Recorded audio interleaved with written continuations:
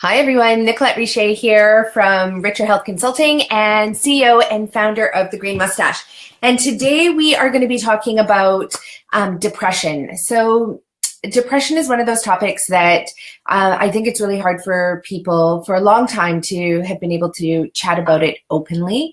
I remember when I was in the hospital after having my third babe at Lionsgate Hospital. And I remember when the nurse, I guess it was a nurse practitioner or one of the nurses came by, and the community health representative came by and gave us, everyone who had babies at that time, they gave us a stack of DVDs and pamphlets and books and talking about postpartum blues and depression rates. Now, that was really specific to women who had just given birth. And my comment to the nurse practitioner was like, wow, this is amazing that, Fraser Community Health is actually handing out these videos, because with my last two births and I have three daughters, we were never handed this. And at that time, 13 years ago, and then 10 years ago, nobody received these DVDs in the hospital. I'll tell you what we did receive. In fact, when I came home after the birth of my first daughter, one day to raising that little munchkin, there was a knock at the door, and I went and answered it, and it was a courier. And I had been home from the hospital one day, and the courier handed me a package and said, "Congratulations on the birth of your baby." And I thought, well, how do you know that I just had a baby? Anyway, definitely my address and name and something must have gotten out, either through the hospital or through some retail store where maybe I was buying baby clothes. I don't know what it was, and how they knew to arrive at my house the day after I had given birth. And it was actually a package from Nestle. Yes, Nestle. And it was a huge, massive bottle of baby formula, Huggies diapers. And I remember not being so shocked by the Huggies diapers, but definitely being shocked by the fact that Nestle was going around and handing out baby formula to new mothers a day into arriving home with their babies. Now, I'm not here to talk about formulas, and I'm not here to talk about just postpartum depression. But going back to the hospital, I mentioned to the nurse, I said, yeah, the only thing that we were handed was, information about reading and information about how to take care of the baby. And, but there definitely were not DVDs handed out about postpartum depression. And I was just saying that because I wanted to acknowledge the fact that I think it was amazing that it was finally being talked about. The research was finally being done, and women were finally being supported, not just women, but entire families. Because supporting people when they are going through depression is really, really important. And it's also a really hard thing to do because the experience is very unique to the individual going through it. There's not a one-size-fits-all approach. And at the end of the day, it can be, you have to go through the trials and tribulations of finding out what are the healing modalities, not just the one pill solution that's going to help. So we're going to talk about depression as a whole, not just for women who've given birth, though I do believe that special attention and care needs to be given to these new mothers, or even experienced mothers after they have a baby. And all the signs need to be looked for to make sure that our society is being supported. Because if we let these women fall through the cracks, then their babies follow as well, and it's not good for anyone. So, talking about depression. So everybody knows that what I talk about is food. I come from the belief, I hold the worldview that diet is responsible for 80% of our healing. The other 20%, I believe, is a makeup of, our mindfulness, our genetics. About 3 to 5% of it is genes, and then really a mix-up of, it could be acute environmental exposure to certain toxins and things like that. But for the most part, it's diet. Now, I just had a wonderful workshop. I think it was wonderful. It actually went really well last night down in Squamish at the Green Mustache in Squamish. And the topic was diabetes and how to use food as medicine to reverse type 2 diabetes, which I've worked with hundreds of clients over the past 10 years. And reversing diabetes is actually probably one of the easiest things to tackle. That's type 2 diabetes. And it's so easy to tackle with food. It's quite amazing. When my clients switch to a plant-based therapy that I teach, it's based on deep nutrition and detoxification. Then all of a sudden, their arterial walls are no longer full of plaque. Insulin can travel across the walls and into the cells to help regulate the amount of sugar flowing through the body. So we talked about that last night. And sometimes people think, and one of the reason I brought that up is because one of the participants made this really beautiful acknowledgement that, and it really should be quoted, and I want to attribute it to her. Her name's Amber. She was one of the guests last night. And she said, it's amazing because food has been the one thing that is so close to us. It's the one thing that has fueled us, fed us, allowed our brains to expand, our IQs to rise, our ability to think rationally. Food is the one thing that is really so close to us for life. Like, we need it. It is our fuel. It's our energy. It is our medicine. But at the same time, in the last 100 years, it's the thing that is actually so furthest from our mindset when it comes to healing and life and all the things that food brings to us. So it's the one thing that's so much a part of us, but it is really held at such a distance. And we need to reshape our thinking and reframe our thinking. And we really need to create a new worldview that food really is medicine, because it always has been. For thousands upon thousands upon thousands of years, it has been our medicine. And for this last 100 and 150 years, really the pre-post-industrial revolution, we have been born into a fast food, processed food, highly refined food world. And most of us don't even know what it means to eat clean. So we're going to talk about how food can help with depression, and also with so many other neurological and mental strains that are really that we're faced with in this world. I'll talk a little bit about ADHD and stories and healing stories and case studies and research. We'll be talking mostly about depression. We'll be talking about schizophrenia a little bit. We'll also be talking about just general lack of foggy brain. Right? Foggy brain. And most of us experience that. We know what it feels like to have foggy brain.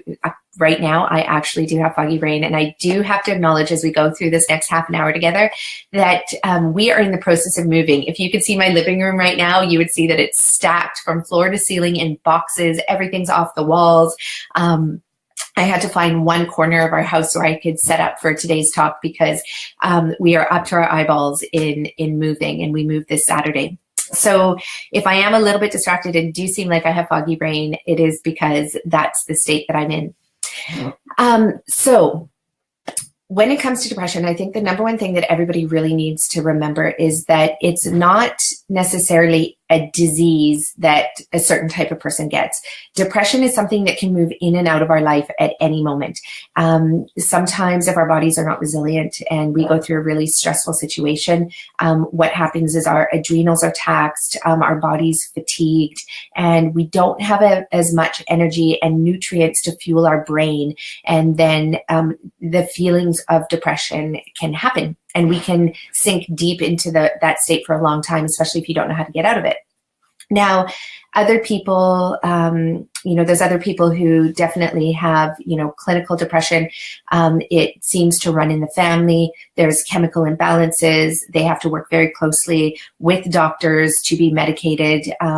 And the one thing that we know, though, even in these really extreme circumstances where it really does look and feel like it is clinical depression, the studies have shown that really when it comes to antidepressants, there are so many things that we can do that actually work so much better than the meds. And we're going to talk about that as well.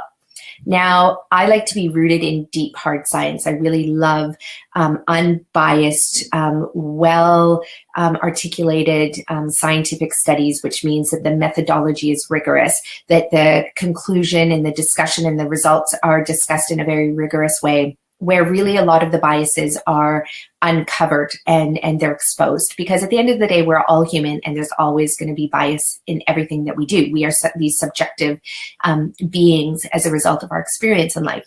So when you're reading the medical literature around antidepressants and what you can take if you have depression, even the medical literature around nutrients and nutritional therapies you can do if you have depression, it's really important to go through it with a fine-tooth comb and make sure that you're understanding the research and knowing how it applies to you as well. So when it comes to the different types of treatments that there are for depression, I mean, you can go back in history and you can see all of the different sorts of things that they did for people who had depression or mental health issues, like everything from burring holes in people's skulls and draining out the cerebral spinal fluid to see what would happen if that would clear up the pressure on the brain. And then, everything from shock therapy, which is still actually being used today. There's a talk on TED by a gentleman who did undergo shock therapy, and he talks about why it was the best thing for him. Now, I'm not advocating for shock therapy. I usually advocate for starting with diet first, and then moving through to other therapies. But just so you know, there's been so many different types of treatments. Then, of course, there was a mass movement in the psychology and psychiatric fields for, really, insane psychiatric drugs for depression and antidepressants and things that would regulate the chemical imbalance in the body. Now, a lot of these medicines, they're really finite medicines. Like you have to be very, very careful how you administer them. The one thing about a lot of these antidepressants, though, is that usually when you start them, it's never there. You never take them thinking that you're going to come off them one day. Usually when a medical doctor puts you on these antidepressants, they know full well that your body's actually going to become, in a way, immune to them. So you're always going to need more, because your body's always responding to these medications that you're taking. And sooner or later, you need higher and higher and higher doses. So that's something to expect when you're on these antidepressant medications, is that you may and be accustomed to the fact that you're going to probably need more. And so the dosage goes up and rarely ever goes down unless people take extreme measures and really look at the whole entire picture of their depression and look at multiple ways to help themselves or get the help that they need. So going back to the studies around antidepressants, what's really fantastic to read and that's been recognized is that when it comes to antidepressants and the medications, the pharmaceutical medications, we know that there's so many other things that are actually far more effective than those medications. So one of the things is exercise.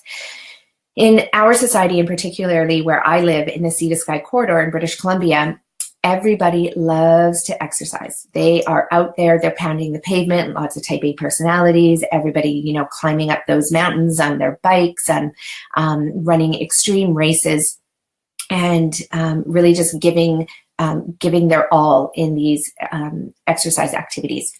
Now, the thing with that is that, yes, a lot of people claim that, that they need to run. If they don't run, then they just don't feel well, and that it's their one combat for depression. And the studies actually show that that is true. That we know now through the research that's been done that even 20 minutes of walking a day, 20 minutes of walking, that's it. It doesn't even have to be extreme vigorous walking. It doesn't have to be the fast-paced, hustle. It's just simple walking outside or in a mall or wherever you're comfortable walking actually does more for depression and helps to reduce depression symptoms better than a lot of the meds that are out there. Now, that's one thing you can do is exercise. We're going to get to food at the very end, but I want to cover all of the different things that you can consider. Another thing that we now know, and the research has proven that is really helpful for depression, is mindfulness and meditation. So the simple act it's not a simple act. We all know that meditation takes on many different forms. And for a lot of people who've never done it, it can seem like it's the hardest thing to do in the world, is just to sit. Now, sit, clear the mind, do all of that. Now, there's so many different forms of meditation, and one day we will have a talk on different ways to meditate and the ways that you can incorporate it into your life. But the research shows that meditation, daily meditation, even for as little as 5 minutes a day, the results are so fantastic that they will actually outperform the meds that they're being tested against. Okay, so mindfulness and meditation. So what this can look like, just to give you a simple tool that you can use. And from a Buddhist perspective, what I love is there's a concept that even just the act of sitting and being still, whether your mind wanders or not, but just sitting and being still and just acknowledging that you are a living, breathing human being. That's it. Just pay attention to your breath. You could just do that for 5 minutes. It doesn't matter where your mind goes. You don't need to be focusing on a candle. You don't need to have any of these, epiphanies. You don't need to see anything while you're meditating. It's just listening to your breath and doing that for 5 minutes a day. And, if you want to sit for longer, sit for longer. Maybe you sit for 10, 15, 20 minutes, and eventually you end up sitting. You could sit for hours at a time, but just sit for 5 minutes and see how that feels. And if you could do that first thing in the morning, so that sets the tone for your morning, then that can actually outperform and do much better than the antidepressants. Here's my little guy coming in, wanting to get cozy. Up you get. So we talked about exercise. We talked about meditation and mindfulness. Another thing that you can do as well is really focusing on getting sleep. Sleep is where our body actually gets to regenerate. That's where our bodies heal the best. They heal the most and the deepest. And your tissues and your cells and your organs and your blood, everything gets replenished while you are sleeping. So this is really, really important that if you are suffering from depression, you're really looking at your sleep habits and you're not pushing yourself. Sometimes, you might get some joy at night, like I do, for example. But if you're feeling blue, if you're feeling down, if you're going into dark places, it's really important that you do get yourself to bed. Sleep might not come easy at times when you are suffering from depression. And so there's lots of different ways. And we're going to look at how food can help with your sleep, which then in turn helps with regenerating the body and refueling the mind. So getting rest is really important, and you have to do everything that it takes to get your body into bed, laying down in a horizontal position, closing your eyes, and making sure that you are, at least trying to fall asleep by 10 o'clock at night, and then hopefully being able to stay in bed until at least 6 or 7 or 8 o'clock the next morning. So sleep is going to be crucial and really important for you. Now, here's something else that I just spoke about this in a TED Talk on Friday. And I've always been truly fascinated by the concept of placebo and sham surgeries. So one of the things to understand is how placebo actually, in over 50% of the cases, outperforms the medical equivalent, the drug equivalent, especially when it comes to antidepressants. But this is the way a placebo works. When you are in a clinical trial, randomized controlled trials, they usually need to be tested against a placebo. And a placebo basically is a fake drug. It's a pill. It could be a sugary pill, but they're always meant to look exactly like the real drug. So that way, when the control group and then the trial group are taking the drugs, even the researchers won't know which pill the individual is getting. And so usually the participants never know what pill they're getting. They just think they're taking the drug, and it could be placebo and it could be the real thing. But what happens is we know that placebo is actually incredibly effective at reducing depression rates. And we know this because it's actually measured physiologically in trials as well. So the whole concept of placebo has been around for a long time. For the last, since the early 20th century, they've been studying the effects of placebo. So when somebody takes a placebo, what happens is they can undergo the exact same physiological changes as if they were taking the real drug. And I want you to just sit with that, because this is truly revolutionary.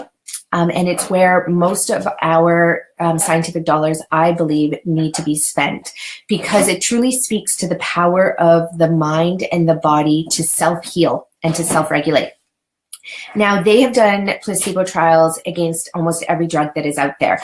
And when it comes to the placebo and they measure the physiological changes, for example, when they do placebo trials and drug trials for people with Parkinson's disease, okay, it's been shown that to give somebody a fake pill will actually stimulate the release of dopamine in the brain. Okay, so here's someone who's been given a drug that's not even the real drug, and there's the power of belief, but the power of the body, I believe, to want to self-heal. It's designed to heal anyway, and we know that this drug can regulate our hormone levels and so many other chemicals, nutrient levels in the brain, and actually stimulate our endocrine system and our digestive system, and more importantly, our immune system. Okay, so placebo are that effective. Now, placebo is amazing for Parkinson's disease, depression. It's worked Crohn's disease studies. It's worked in irritable bowel. It's worked in cancer. It's worked in diabetes, so regulating your insulin levels and the ability of your body to take in the insulin and use it to convert the sugar in the blood into energy, or in the form of sugar or fat. It's been used in almost every trial, and it gains so many different chronic degenerative diseases, and even in acute care conditions. Now, in acute care conditions, what's amazing is, and not just acute, but chronic as well, but acute injuries, the equivalent in surgery, it's called sham surgeries. And in sham surgeries, what happens is they'll take a patient, so they'll take the subject that they're studying to see whether a particular knee surgery or back surgery or eye surgery or any type of surgery is effective. And what they do is they pretend to put the patient and the subject through a surgery. So it'll look like they're in surgery. It'll feel like they're in surgery. They do everything, but it's all acting. It's all pretend. The doctors will communicate and say, you know, pass the 10 blade, and then they'll actually make an incision or insert the scope or insert the laser or do whatever they're doing with the medical equipment.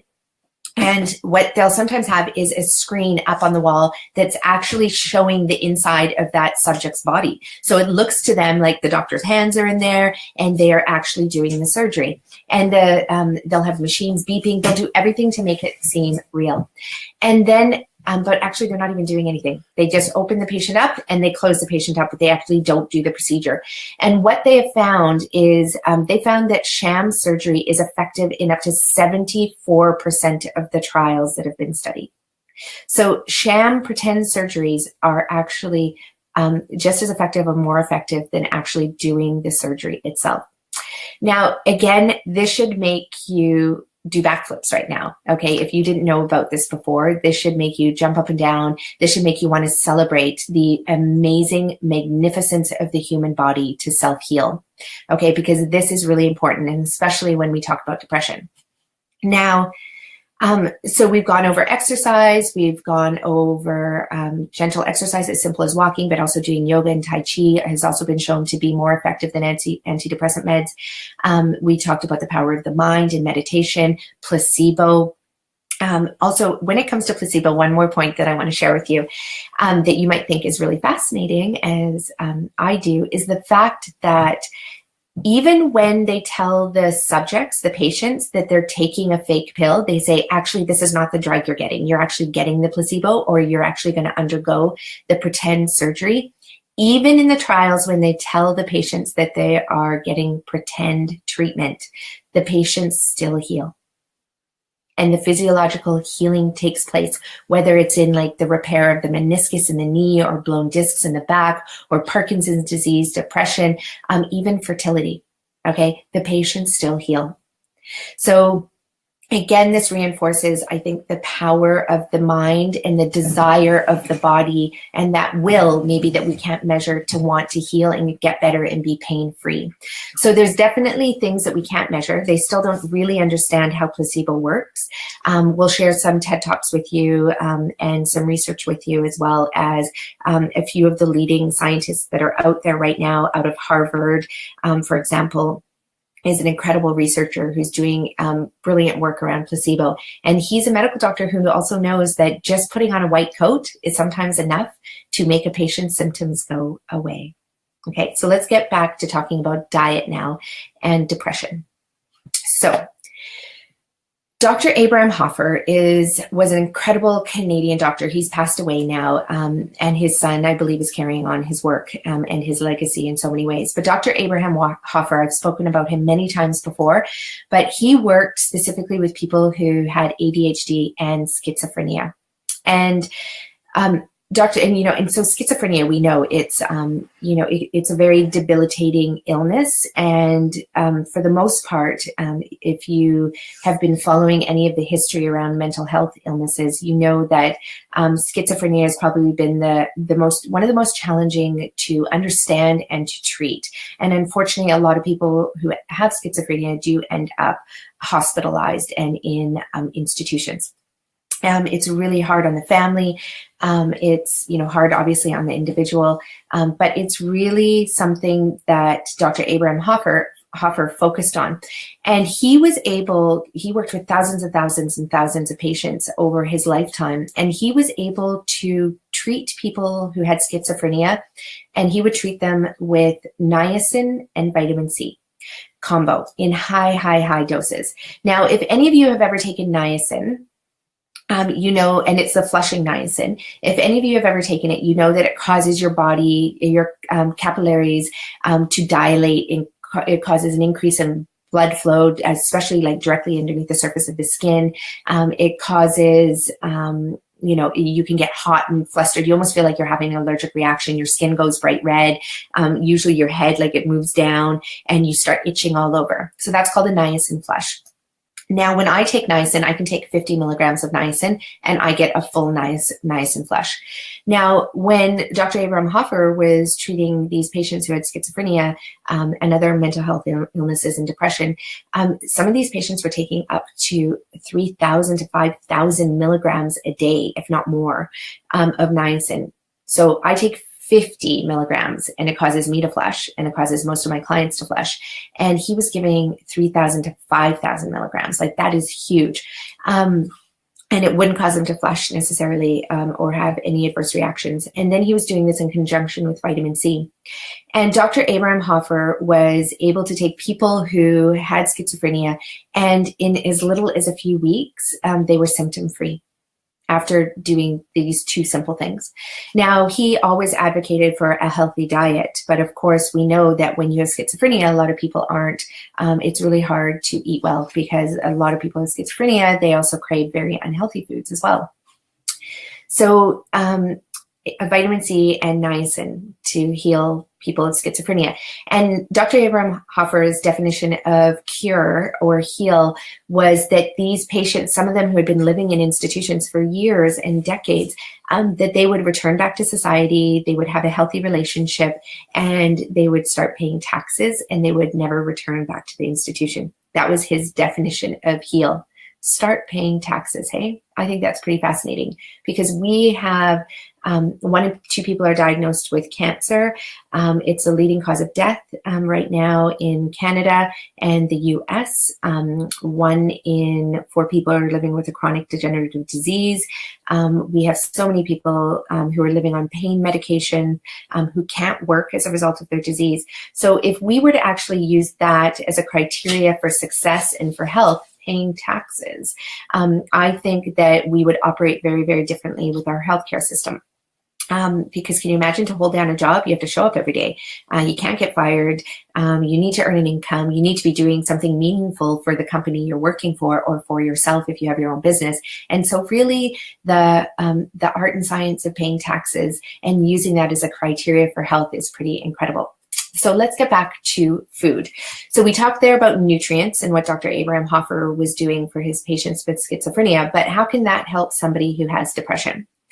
So over the last 10 years, when I've been working with clients who have chronic disease and cancer, I would say that about 90 to 95% of those clients come to me on some form of antidepressant medication, or they've been diagnosed with depression, or they have self-diagnosed themselves with depression, and they rate themselves as feeling very blue and in dark places, and not able to really live their life even fully, or even half of that.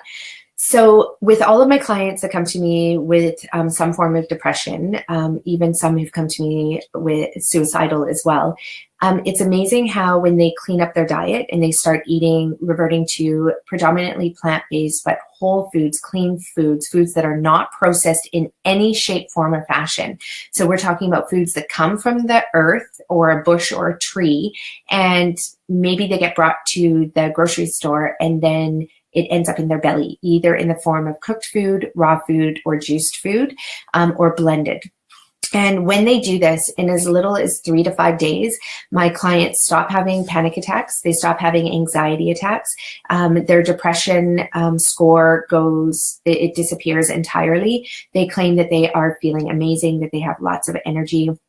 And I'm not a medical doctor, and this has not been approved by the FDA or the Canadian Medical Association, but through direct observation of the hundreds of clients that I've worked with over the past 10 years, I have seen how fast and how easy food can be in reversing diabetes, or not diabetes, but depression, even yes, diabetes, but depression symptoms.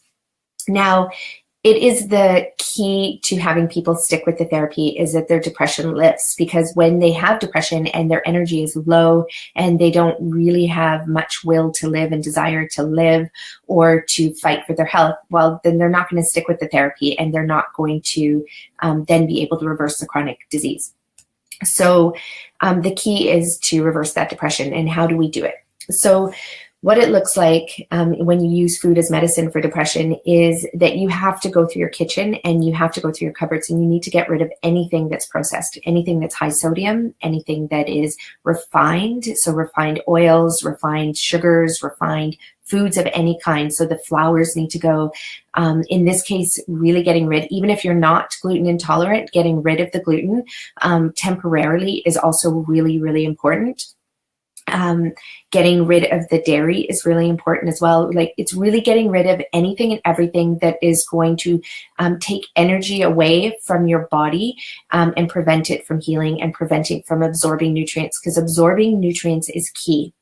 Now, what happens in the first few days of doing the therapy is that your gut lining sheds.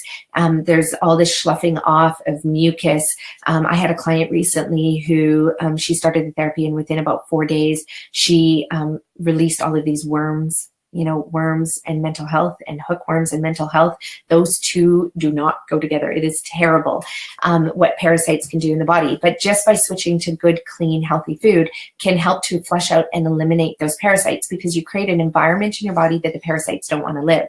I had another client, and 5 days in, he released a big, massive tapeworm. And for him, and then a couple days later, released a few more. And for him, he had consistently suffered from really low energy. And that low energy can be interpreted as depression. Okay, the two are synonymous.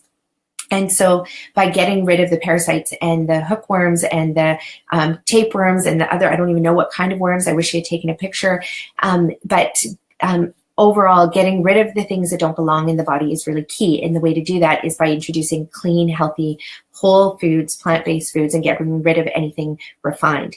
Now, getting rid of any foods that have dyes in them is also critical as well, because any foods that have processed food coloring of any kind, and the reason I say processed food coloring is because there are natural food colorings out there. Like, we can juice kale and then you can paint with the green juice and it's this phenomenal green. So technically it's a dye.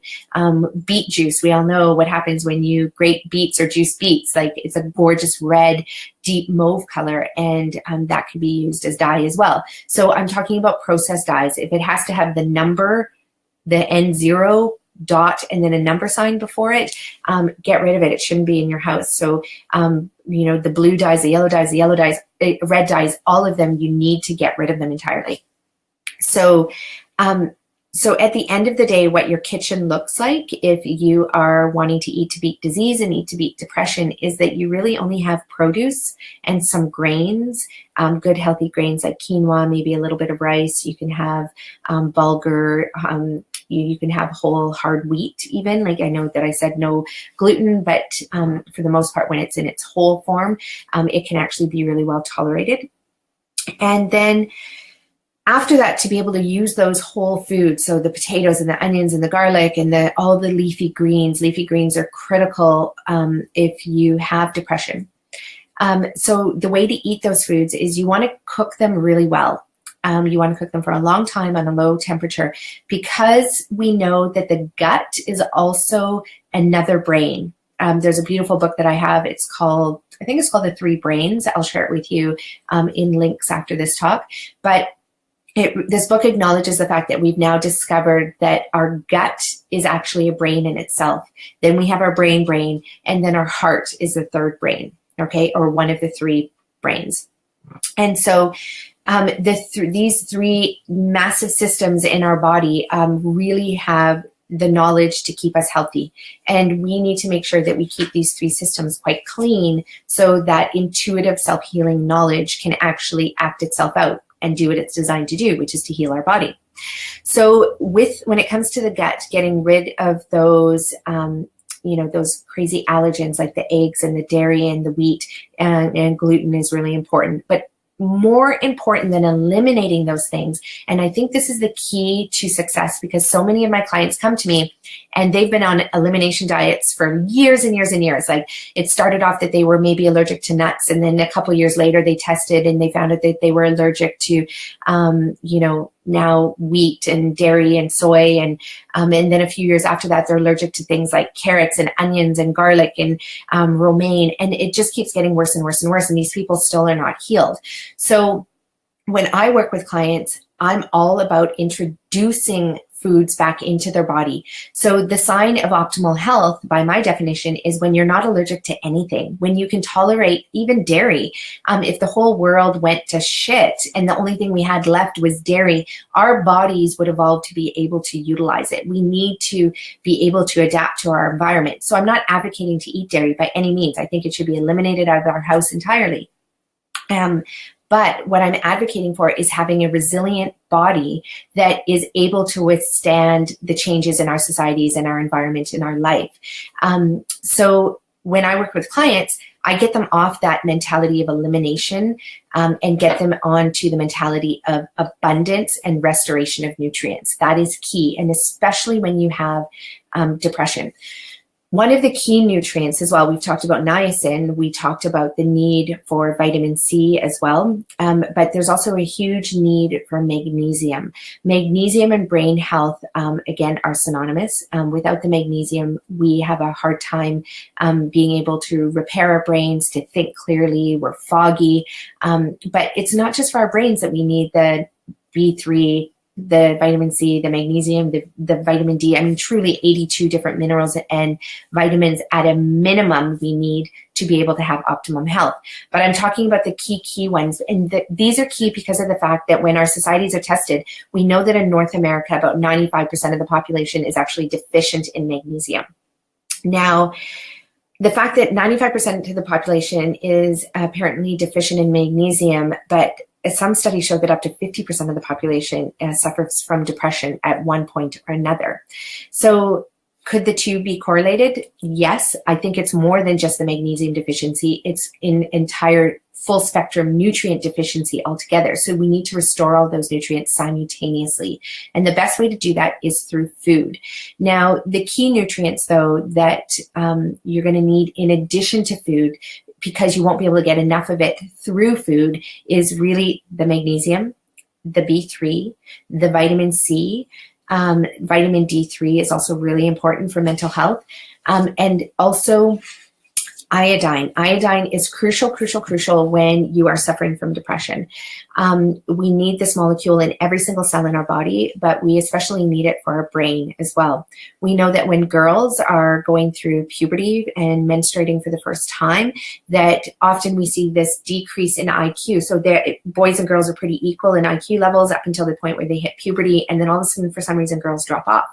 Now, there's lots of theories around why they do, but what they found is if you actually replenish your preteen girls who are going through puberty and about to start menstruating with iodine, their IQ levels actually stay the same, if not surpass the boys. So it's really important. Iodine is also equally important for babies in utero as well.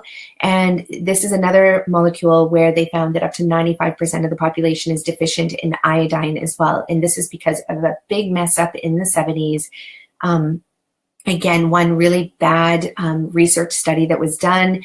There was a scare that was actually not based on the right principles, similar to what happened with the research around heart disease and heart attacks and stroke as well. And then all of a sudden that led to the the anti-fat movement, you know, and the anti-cholesterol movement. And now we know that that's incorrect. You also need cholesterol for brain health.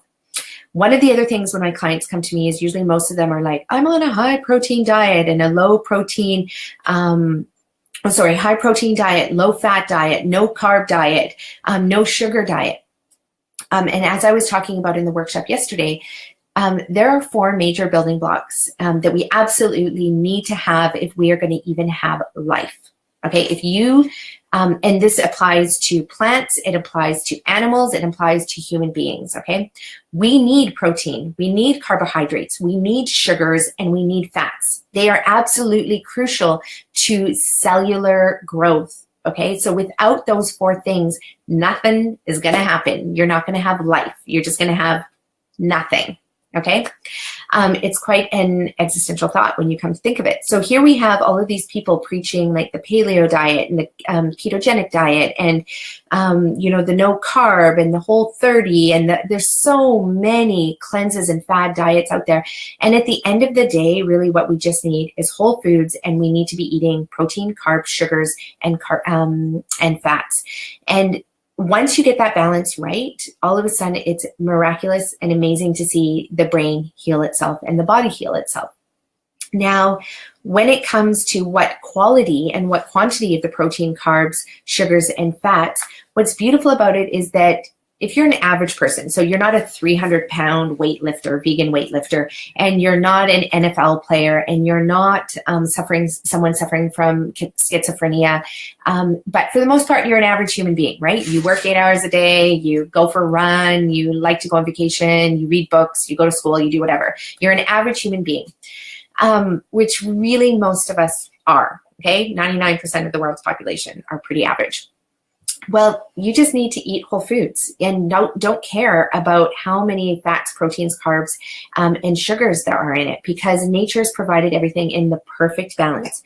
And what I love about the metabolic nutritional therapy that I teach is that my clients get to eat 6,600 calories a day, or they consume 23 pounds of fruits, organic fruits and vegetables every single day. And what's beautiful about it is that we watch the magic work when they consume that. And of course, you know, there's a high percentage of that is juiced. 70% of it is taken in the form of juice, because it's like an IV bag of nutrients that they're taking in, because you would never be able to chew your way through that much fiber. But for the most part, you're getting in loads of nutrients to restore that nutrient deficiency. And then we watch the body just self-heal. It's quite amazing. It's quite beautiful. The depression lifts, the brain fog lifts. All of a sudden there's mental clarity. And with the mental clarity comes energy, comes focus, comes the will to live and fight for yourself and advocate for yourself. And it also, you know, with it comes optimal health. Flows through that, because then the body gets to heal, because you're always making good decisions to support the body. So nutrients and food, they're one and the same, and they are crucial for your mental health. If your diet is poor, if you're eating processed foods, the number one thing you need to do is to get off of those nutrients. If you're on the elimination therapy, where you're trying to eliminate everything because you think you're allergic to it, and you think that the proteins, fats, carbs, and sugars are bad for you, reverse that thinking and start eating all of those things in their whole, amazing, complete form. And if you're torn between whether it should be raw or cooked, eat both. Okay, I cannot stress that enough. You want to be treating your digestive health like a baby's if you do have any mental health issues, and if you have any depression issues, because we know that it's linked to gut health. Primarily, it starts with the gut. So treat your body like a newborn baby's, and you want to cook your food really, really well, and let the heat break up the fibers so that you can assimilate the nutrients, okay? So by using heat from the stove, you can do that, and you don't need to use your own body's energy to try and access those nutrients. And then get the additional nutrients in the form of juices. I would lay off the smoothies if you are treating depression, and really get yourself hooked on juices, and then eating beautiful, delicious, rich, leafy green salads with a variety of vegetables chopped up and put into them. And then the rest of your foods can be cooked, really well cooked. check out Spuds Fit Taylor. He is this incredible man who lived off the potato for an entire year from January 1st, 2016 to January 1st, 2017. He suffered from depression severely, and he had tried every diet in the world to lose weight, so he was overweight and severely depressed. And he found that the potato was the perfect food to eat that would give him everything he needed in pure abundance. And so he would eat the potato baked or boiled every single day for breakfast, lunch, and dinner. Listen to the 2-hour podcast. It is on the Rich Roll podcast, and you can follow Spud Fit Taylor's website as well. And this study has been performed over and over again. I believe McGill University did a study. There's been European universities that have done this study. Carleton, I believe, did a study as well. And where students just lived off a potato for up to 6 months at a time. Spud Fit Taylor took it the extra additional 6 months. And, but anyway, he was able to heal his depression, lose his weight. And he talks about the perfection of the potato. And that same thinking really goes to all foods designed by Mother Nature. They are perfect in every which way, shape, and form. You don't have to count the calories. You don't have to count the nutrients. You just get a variety and a diversity of these foods into your body, and they will act as the medicine that you need.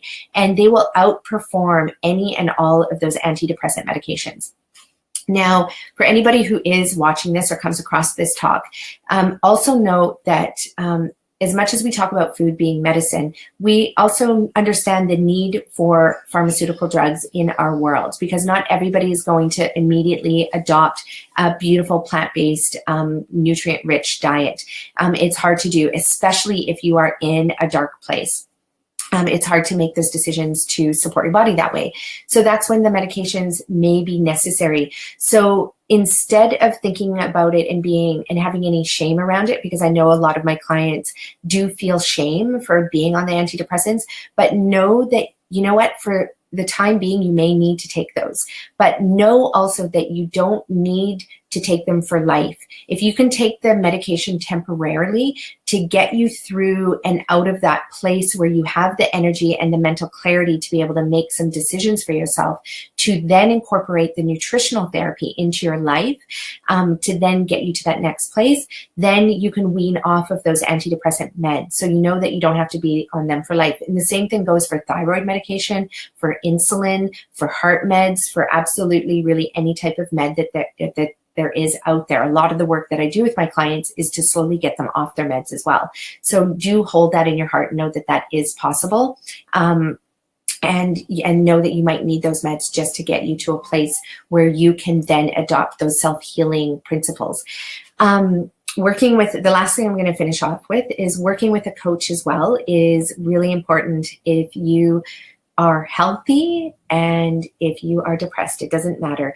At any point in our life, working with somebody else, and you might have to, weed through a bunch of coaches and try them on for size. Maybe you work with one for a few months. Maybe you work with one for a few days or a few hours. It doesn't matter. Find that person in your life that can be a mentor that you can talk to freely, where there's no shame that enters the room, and where you get to just discuss everything that is in your heart, in your mind, in your body, and you can be open with that other person, because sometimes we just need an objective lens and mirror to reflect back to us what's happening in our lives, and to also help us make some decisions for how to move forward.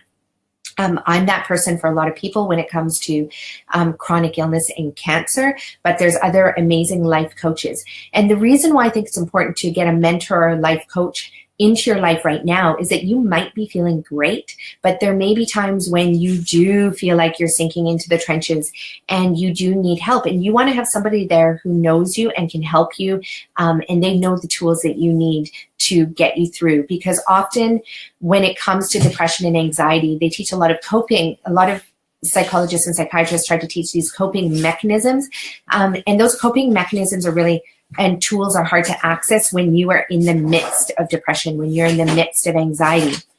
So by having somebody that you can pick up the phone and call and say, hey, I need you right now, they can then pull out the tools on your behalf and help guide you through and out of those states of panic, anxiety, and depression. So we've talked a lot about a lot of things today. get some exercise into your life. Make sure you get to sleep by 10 p.m. This is the most important thing about what I've said today. Switch up your diet, introduce nutrient-dense, plant-rich foods, get a coach, a life mentor, someone who you can talk to. It's really, really important. Reach out to the services that exist in your community. Some of them, a lot of them are free as well. And then, of course, some of them are not, and you may have to pay for them, but it's definitely going to be worth every penny when you find that right person. And then, consider placebo. Start reading about the placebo effect, the nocebo effect, sham surgery as well. Start a meditation practice, even if it's for 5 minutes a day, and start a mindfulness practice as well. And incorporate a little bit of all of those things, and then do write to me and let me know how it goes. I've used these techniques with my clients for the last 10 years, and I'm telling you, in as little as 3 to 5 days, the depression can lift. So reach out to us at www.richerhealth.ca. Come visit us at the Green Mustache to get nutrient-dense food into your belly to restore your belly brain, which will then help your brain. And also come visit us at our new retreat center and wellness center in Pemberton, BC. We should be up and running by the end of November. Follow us on our website to get updates on that. And do write to us and let us know if we can help you out in any way. Thanks for being with me, and we'll see you next week, Tuesday at 12 p.m. Bye-bye.